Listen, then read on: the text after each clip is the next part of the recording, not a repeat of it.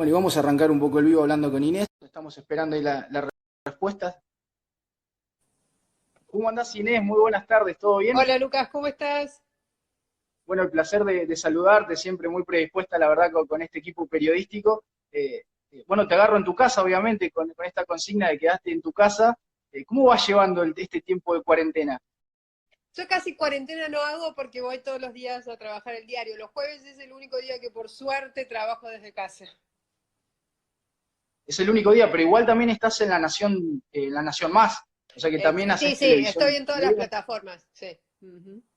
No parás, Inés, es tremendo. En un momento donde deberías parar, pero bueno, es también el labor del periodista, un poco un periodista de guerra, ¿no? Que tiene que estar en ciertas situaciones. Vamos a empezar a hablar un poco de lo que pasa en la política a nivel internacional. Quiero preguntarte cómo ves el contexto a nivel europeo. Hoy, bueno, España e Italia son los países que más sufren, ¿no? esta pandemia, pero hay varias noticias también. Pienso en Boris Johnson, en lo que está pasando en Gran Bretaña, en los distintos países. Es una pandemia que afecta a todo el mundo. Pero ¿cómo va el tema europeo? ¿Baja el tema del contagio en España, en Italia? ¿Empieza a aplanarse un poco la curva? ¿Cómo la ves vos?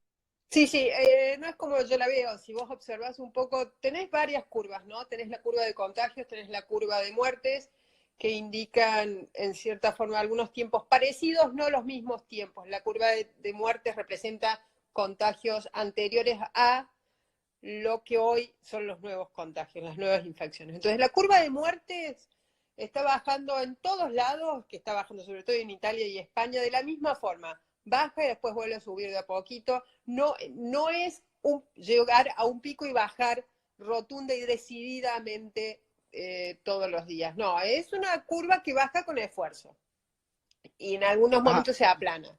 Después, por lo general te diría que los otros tres países más afectados, Gran Bretaña, Francia y Alemania, están siguiendo el derrotero de Italia y España. Es así, Italia sería el país que lleva la delantera, España va, te diría, entre 5 y 7 días después, y después entre otros 5 y 6 días más tarde entran Gran Bretaña, Francia y Alemania. Alemania con una tasa de letalidad muy inferior a la del resto de los países europeos.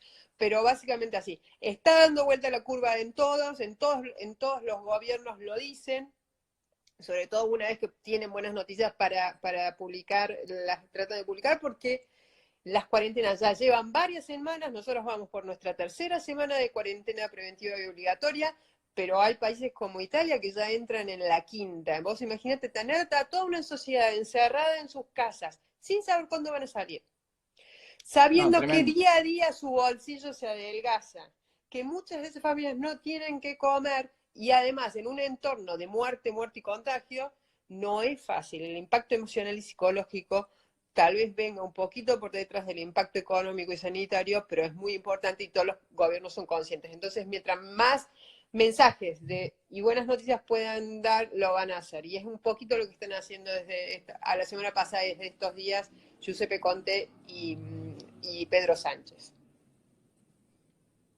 No, sin dudas. Estamos hablando con Inés Capdevila, quien es periodista, analista política internacional. Inés, yo te quería preguntar lo que pasa, ¿no? También en América, ¿no? Y un poco tocar el tema Trump, tocar el tema Bolsonaro, también López Obrador. Hay distintos países, ¿no? En general que están sufriendo todos. Hoy es una pandemia general, pero quería enfocarme principalmente en Trump y Bolsonaro, porque vos sabés que el otro día me pasaba de hacer un análisis y pensar un poquito en esta situación que se está viviendo en estos países, y yo titulaba un poco como la ignorancia combinada con soberbia en la política deja costos muy altos. A ver, digo la ignorancia teniendo en cuenta en términos ejecutivos, en tomar decisiones, en no escuchar en términos sanitarios el problema de fondo, y después la soberbia de estos dos políticos. ¿Cómo se puede traducir lo que está pasando en Brasil y en Estados Unidos?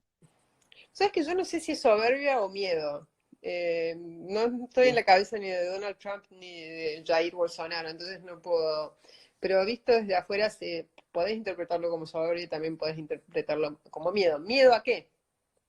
Miedo a no controlar la situación, fundamental. Segundo miedo, miedo a perder algo que es el poder, que les vino sin que ellos lo buscaran mucho y sin que se dieran cuenta en realidad. porque los dos fueron candidatos accidentales, si se quiere. Nadie daba 2 pesos por Bolsonaro, digamos, a esta altura de 2018, nadie creía que Bolsonaro podría llegar a sacar más del 14-15% de los votos en las elecciones de octubre de ese año en Brasil, y mira dónde llegamos. Lo mismo sucedió con Donald Trump. Todo el mundo hablaba de una victoria irremediable de Hillary Clinton. Entonces ahí también tenés otro componente de miedo. Yo creo que el miedo a perder el control de la situación y miedo a perder lo propio ganado tan azarosamente es muy importante. Obviamente que hay componentes de ignorancia y soberbia, no hay ningún tipo de duda en eso. Los dos tienen un carácter muy parecido en ese sentido, sobre todo en el de la soberbia, en esto de hay algo muy interesante en los dos, que sucede con los dos, que tienen mecanismos de compensación dentro de ambos gobiernos que están haciendo que sus administraciones no actúen del todo mal, que no terminen de incendiar la situación. Por ejemplo, Mandetta, el ministro de Salud en Brasil, es el anti-Bolsonaro dentro del gobierno de Bolsonaro.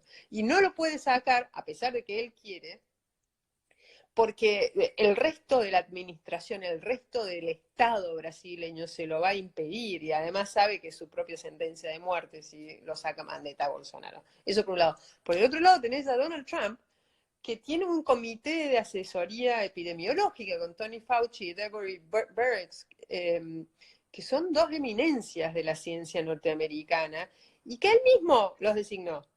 Y él mismo les da todo este margen de acción que es nunca experimentado por un científico en Estados Unidos. Entonces, los mecanismos de compensación a estos caracteres soberbios, con miedo, inseguros y peligrosos, en definitiva, existen. Y eso es lo bueno de cada uno de esos gobiernos. Ahora, que el daño que están haciendo existe, eso seguro, y sobre todo en Brasil. ¿Por qué? Por la falta de una política unificada, fundamentalmente. Es muy diferente la situación por región en Brasil. Lo mismo sucede en Estados Unidos, pero hay una mayor actuación de los estados en Estados Unidos, no así en Brasil. Ahora, Inés, vos hablabas un poco de esto, ¿no? De los gobiernos, en este caso de Donald Trump y de Bolsonaro, que tienen un dejo de autoridad, que tienen un pensamiento que es similar, pero también yo te quería llevar al tema de la lateralización del conflicto, de la lateralización del problema en sí. ¿Vos sentís que ellos tienden a lateralizar el problema, a buscar, en este caso pienso inmediatamente en Trump en las últimas declaraciones en relación a la OMS, criticando y relacionándolo con China, o también Bolsonaro con la militarización en un punto, y también lo que contabas recién, ¿no? De Mandetta? ¿Sentís que en un punto eso les sirve a ellos como herramienta de poder? Yo ahí sí distinguiría, no creo que sea lo mismo que está sucediendo con Bolsonaro que con Trump. Por un lado, Trump tiene casi es un tic nervioso, que es el de buscar culpables, incluso de sus propias acciones y acciones recientes. O sea, dice algo y a los 3 segundos lo culpa de eso a alguien más. Siempre busca chivos expiatorios, Trump. Ahora, en Trump sí podés ver el reconocimiento de que está ante una situación que Estados Unidos nunca experimentó, de una gravedad histórica. Lo podés ver Claro. porque así como ves que él le sale al pecho a muchas cosas y empieza a actuar con esa soberbia que lo caracteriza, por el otro lado ves que a los 3 o 4 segundos el tipo baja, cambia, o sea, a principios de abril, un lunes, el primer lunes de abril, él dijo, yo quiero abrir todo para después de Semana Santa, o sea, el lunes próximo. Es imposible, es completamente imposible Sí, que lo sí, sí, haga, sí. porque todo el comité epidemiológico le dijo, de ninguna manera la previsión de muertos se va a disparar. Y no lo hizo. Ahora bien, él sigue diciendo que tiene que abrir la economía, pero no lo va a hacer, porque ahí tiene toda una administración que le está poniendo el límite. Bolsonaro es diferente, porque Bolsonaro él mismo boicotea las decisiones de su gobierno, y él mismo sale todos los días. En Trump, incluso en la comunicación de Trump, hay pausas de sensatez. En la de Bolsonaro no. Claro. Bolsonaro Sí, sí. anoche dio una declaración en cadena y hizo exactamente lo mismo que le vienen pidiendo sus científicos. No hables de la hidroxicloroquina como la solución mágica, porque no lo es, porque no está comprobado científicamente, porque los trials fueron en 70 personas, de ahí no podés sacar una comprobación científica. Y lo mismo insiste. Y ahí también tenés lo que es la concepción de Bolsonaro de su mesianismo, que yo creo que Trump la tiene, pero es mucho más inteligente que Bolsonaro. En el sentido de que él Bien. sabe medir un poco más el impacto de ese mesianismo. Bolsonaro no. Bolsonaro es un tipo mesiánico que cree que puede prescindir de su... y cree que él solo Se debe corta un combatir... poquitito, a ver si... A ver. Ahí te escucho bien, ahí te escucho bien. ¿Qué me decías lo último, Ine, que justo Y se que él cortó cree que el él final? solo puede combatir al coronavirus. Ahora, ojo, porque los dos presidentes no pierden apoyo en su base central, que en el caso de Bolsonaro son los evangélicos y los sectores de ingresos más bajos, y en el caso de Trump también es un poco el cinturón cristiano y lo que ellos llaman trabajadores blancos sin estudios universitarios. Y ahora, Ine, bueno, te están viviendo también contextos, vos marcabas esto, el de Brasil y el de Estados Unidos, contextos políticos y electorales diferentes, porque Brasil está a punto de enfrentar una elección el próximo mes de noviembre, dentro de muy poquito digo, es diferente en ese punto. Y el otro día hablaba también con un periodista que está en Europa, que está en España, y él me decía que también al presidente de España, tal vez esta situación a veces de crisis o situación donde el Estado tiene que mostrar la cara, puede beneficiarlo en algún punto. ¿Vos crees que Trump, más allá de la imagen tremendamente negativa que tiene y lo que ha generado, puede llegar a tener chances en ganar la elección próxima? Es muy temprano para decirlo, yo no me arriesgo porque yo estaba convencida que Hillary Clinton ganaba las elecciones en, Claro. en noviembre del 16 así me fue con mi certeza. Es muy temprano, sí podemos hablar de lo que sucede hoy de cara a las elecciones. ¿Cuál es el panorama que arrojan los sondeos? Hoy Trump está en su mayor momento de aprobación, 44%, lo normal es entre 40 y 42%. Este pequeño salto se lo da su supuesta lucha contra el coronavirus. Pero ¿qué sucede? Al resto de los dirigentes norteamericanos y al resto de los dirigentes globales, el salto de aprobación que le da el coronavirus, que presentan como una Es mucho guerra, más alto. es enormemente más alto. Miren a Alberto Fernández, se habla de entre un 70 y 80% de tasa de aprobación. La aprobación de Macron, la de Merkel, son gigantescas, gigantescas. La de Vizcarra en Perú. Entonces, ahí tenés ya, en eso te diría que él mismo es su propio enemigo en la campaña. Y después tenés la actitud de los demócratas. Ya ayer se bajó Bernie Sanders, está completamente allanado el camino de Joe Biden. Joe Biden está encerrado en su casa, por supuesto, porque es grupo de riesgo. Sí, sí, sí. Pero, ¿cuál es la actitud de Joe Biden? No criticar mucho. ¿Por qué? ¿De dónde vienen los demócratas? Los demócratas vienen de haber presentado un impeachment. No se pueden quemar de nuevo, porque salieron Claro. debilitados del impeachment. Entonces, lo que están haciendo es dejar que Trump sea su propio enemigo.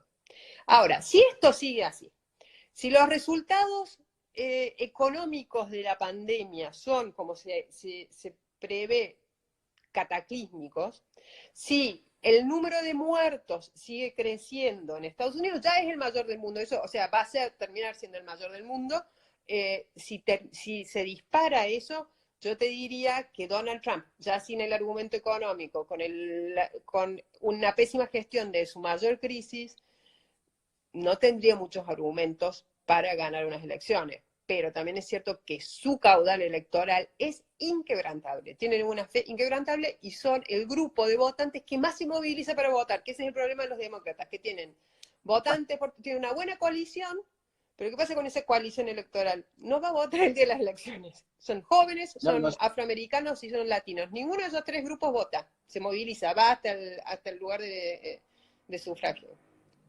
Entonces, tal cual. a Bolsonaro le queda tiempo todavía para, si le va muy mal después de esta pandemia, decir, bueno, me repongo. Pero Trump no tiene tanto tiempo.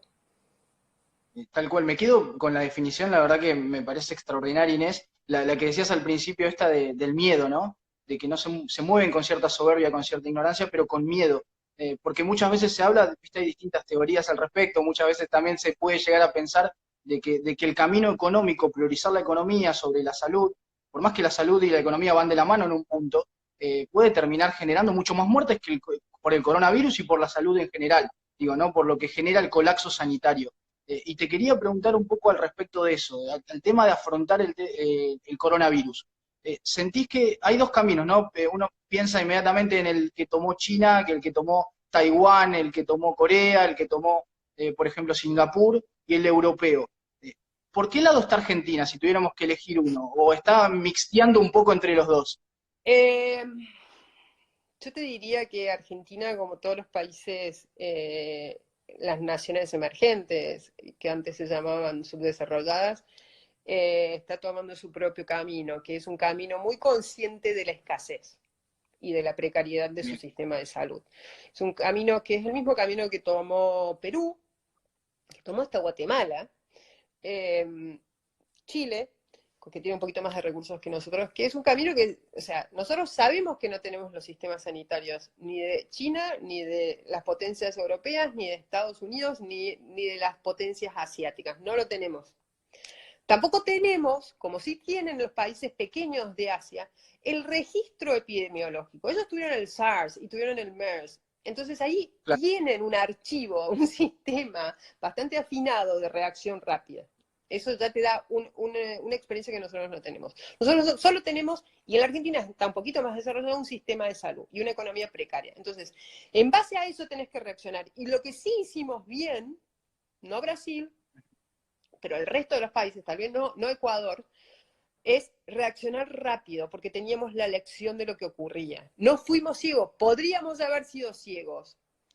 Claro, Mirar lo que pasaba claro, y sí, decir, sí. nunca nos va a llegar. El SARS no nos llegó, entonces podría no haber llegado el coronavirus. Pero tomamos acciones rápidas. Ahora, ¿quiere decir eso que el efecto económico, sanitario y político sobre nuestras naciones va a ser menor que el que ya se insinúa en las potencias occidentales? Yo no creo, a mí me cuesta mucho verlo. Tenemos menos recursos para salir. Mira, comparar los 700.000 millones de pesos nuestros, que son 7.000 millones de dólares, algo así, bueno, cambio más, cambio menos, con Sí, los 3 trillones de plan de estímulo, solo plan de sí, sí, estímulo sí, sí. norteamericano. Es incomparable. O sea, Es, imposible de darte cuenta la diferencia que va a tener en la vida diaria de la gente. Ellos tienen los mismos problemas que nosotros. Vos hoy vas y hablas con una pyme y te dice, los bancos no saben nada de estos créditos para pagar los sueldos, nos hacen la vida imposible. Todo esto de la última semana. Lo mismo está sucediendo en Estados Unidos y lo mismo sucede en Italia. Pero los recursos ajá, los tienen ellos, nosotros no los tenemos. tal cual. Yo ahí sí No, veo no, un tal problema cual. para la recuperación en la Argentina. Es todo un tema ese, sin lugar a dudas. La verdad que, Inés, para mí es un placer enorme siempre hablar con vos, tener este pequeño momento también de reflexión. Siempre es un orgullo para mí y para todo el equipo también de la cassette que nos viene acompañando también. Hoy salimos por Instagram también un poco quedándonos en casa, porque es la postura que hemos tomado, ya hemos hablado un poco antes, y la verdad que para mí es un placer enorme y siempre tener esta posibilidad de comunicarme. Te mando un abrazo grande y la verdad lo mejor, Inés. Gracias por Gracias, todo. Lucas, cuídate mucho, que estés muy bien.